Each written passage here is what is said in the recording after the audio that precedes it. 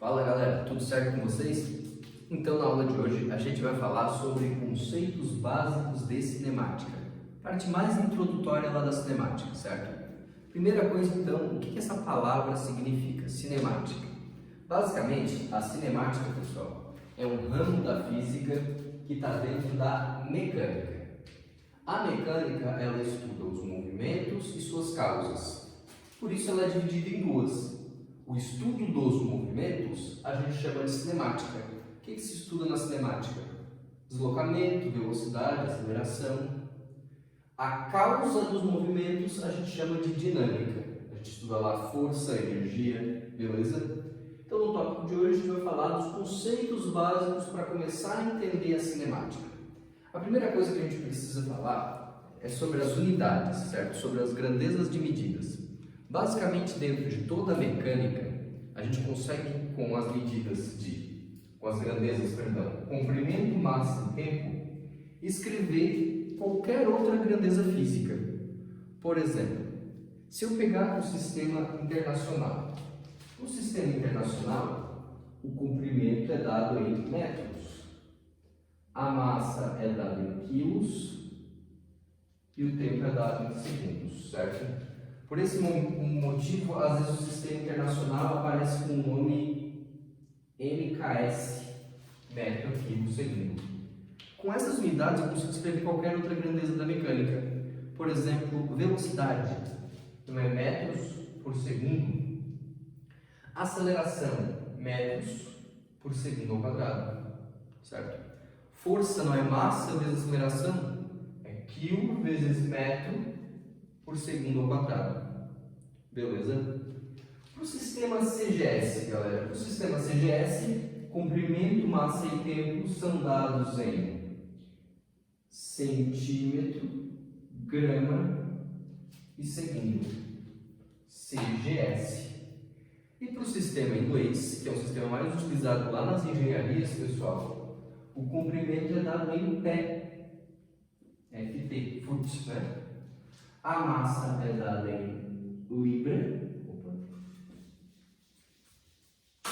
A massa é dada em libra. E o tempo é dado também em segundo. Ok? A gente trabalha mais com SI, né? Mas existem esses sistemas também, em algumas poucas questões costumam cobrar, beleza? Sobre a ordem de grandeza, pessoal, de alguma grandeza física. Quando a gente tiver uma grandeza inicial lá na forma de notação científica, esse número aqui na frente, ó, ele deve ser colocado, a vírgula deve ser deslocada, né? Vocês sabem disso na matemática, para ficar um número entre 1 e 10, beleza? Entre 1 e 10. Esse expoente vai ser a ordem de grandeza. Por exemplo, se eu tiver o número 326 vezes 10 na 6, eu sei que eu tenho que fazer com que ele vire 3,26. Como é que eu faço isso? A vírgula está aqui, eu tenho que andar uma, duas casas para ficar entre 1 e 10, vezes 10, como eu andei duas casas para a esquerda, né? Aumenta duas casas aqui, ó, vezes 10 dá 8 newtons. Eu poderia dizer 3,26 vezes 10 dá 8, que a ordem dessa grandeza é de 10 dá 8 newtons, certo? Isso significa que é alguma coisa vezes 10 dá 8 newtons. Ok? Para alterar essas ordens de grandeza, para não precisar escrever sempre a notação, a gente utiliza alguns prefixos, certo? Não sei se vocês lembram dessa tabela de prefixos aqui, ó. Vou tentar explicar isso aqui de um jeito simples para vocês. Por exemplo, quilograma. Vocês sabem que 1 quilograma são 1000 gramas, não sabem disso? Agora, 1 quilômetro, que a gente chama de quilômetro, mas é 1 quilômetro. 1 quilômetro são 1000 metros. Então, sempre que eu tiver quilo alguma coisa, aquele quilo, o K, ele significa 1000. Quilômetro, 1000 metros. Quilograma, 1000 gramas. O quilo, o K, significa 1000. Então, sempre esses prefixos, eles são letrinhas que a gente coloca na frente da unidade para representar uma notação científica, certo? Ao invés de colocar 5 vezes 10 dá menos 2 metros, eu coloco 5 centímetros, por exemplo, vezes 10 a menos 2, eu posso trocar pelo Czinho. João, precisa saber todos esses prefixos aqui, eu já coloquei só os principais, né? Precisa. Isso quer dizer que eu vou ficar gravando, então eu vou estudar os prefixos.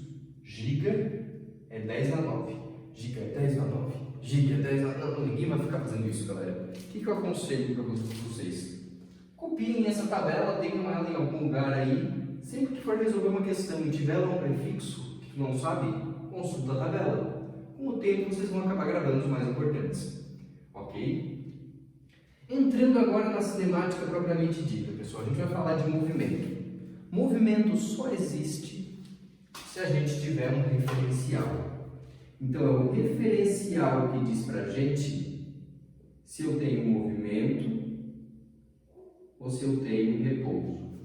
Aquela coisa bem manjada, né? Por exemplo, as minhas canetas, elas estão paradas em relação a mim, mas elas estão se movimentando em relação ao quadro, certo?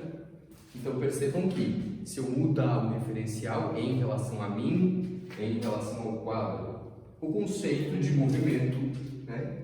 Ele está relacionado nesse referencial. Então, ó, em relação a mim, eu sou o referencial, a caneta está parada. Em relação ao quadro, a caneta está se mexendo, né? Está em movimento, ok? Usualmente a gente fala de referencial, pessoal, com um segmento de reto orientado, né? Então eu tenho aqui a posição, certo? S representa usualmente a posição. E aí eu tenho aqui a posição 0, a posição 1, a posição 2, a posição 3. Percebam então que se o corpo tiver, por exemplo, aqui, ele está na posição 1, né? Aqui é o meu marco 0, o meu referencial. Isso quer dizer que ele está 1 metro à direita da posição 0. Agora, se esse corpo for para cá e parar aqui, por exemplo, agora ele está na posição 3. Quanto que ele andou? Ele andou 2, né? Depois do 1 por 3, ele andou 2. A gente chama isso de deslocamento, né? O que é o deslocamento? É a posição final menos a posição inicial, certo? Percebam que para esse caso aqui, ó, para o meu exemplo, o deslocamento, ele foi para a posição 3, ele estava na posição 1, o deslocamento foi 2, né? Positivo. Posição final menos posição inicial, a gente calcula o deslocamento.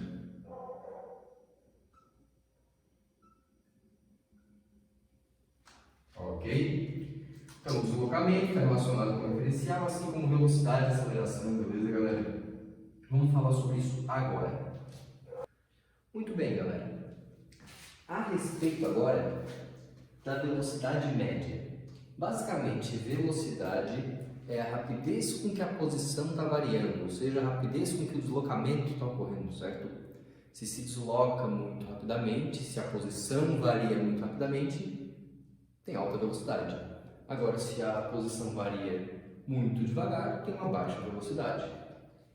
A velocidade média, galera, é basicamente pegar todo o deslocamento de uma certa trajetória e dividir por todo o tempo.